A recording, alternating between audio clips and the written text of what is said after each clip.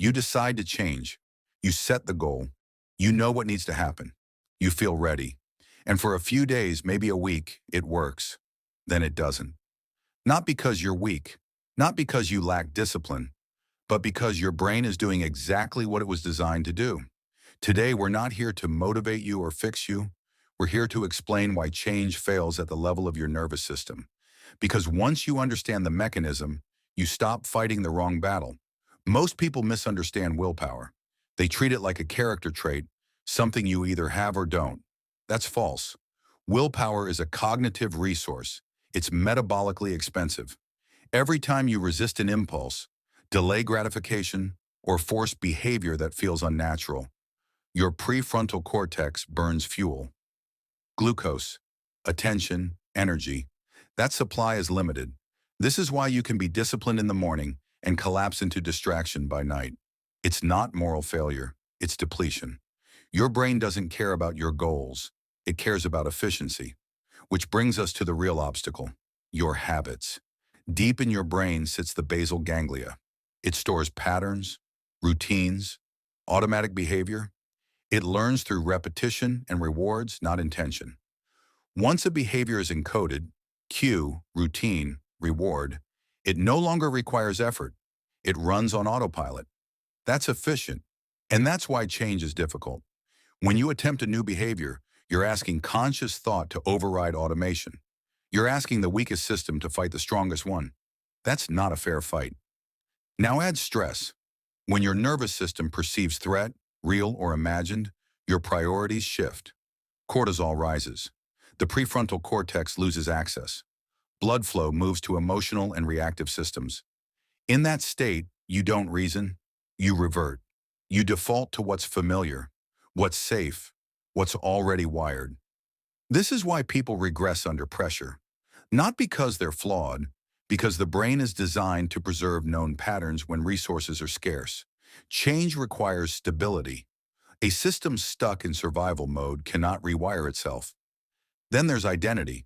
Most behavior change fails because it contradicts how you see yourself.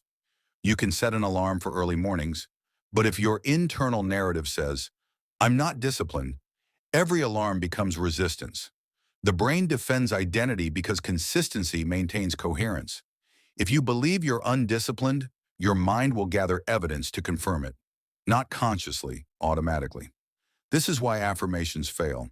You can't overwrite identity with repetition. So if willpower is limited, habits are automatic, stress shuts down reasoning, and identity resists contradiction. What actually works? Strategy. Not more effort, not more motivation. Strategy. You stop relying on emotional states and start designing systems. You shape your environment so the desired behavior becomes easier than the default. You remove friction from what you want. You add friction to what you don't.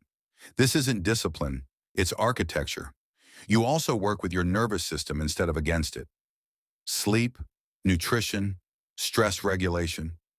These aren't lifestyle preferences, they're prerequisites. A dysregulated system will sabotage every intention you set. Then you start smaller than feels reasonable. Not because small goals inspire you, but because they bypass resistance. Your brain doesn't fight what feels safe. Once a behavior installs, you scale it. Finally, you shift identity through action. You don't become disciplined by forcing discipline. You act like someone who values order, and your brain updates the model. Identity follows behavior, not the other way around. Here's what most people miss. Change doesn't fail because you're broken. It fails because you're using the wrong tools. You're trying to outthink automation. You're trying to override biology with effort. The brain responds to repetition, environment, nervous system state, and identity alignment. Understand that, and you stop wasting energy on willpower. You stop blaming yourself for resistance, and you start building systems that work with your wiring, not against it. Change isn't about becoming someone new. It's about understanding how the machine already runs. Your brain isn't the enemy, it's the system. Learn how it operates, and you can reprogram it. Inner power, outward precision.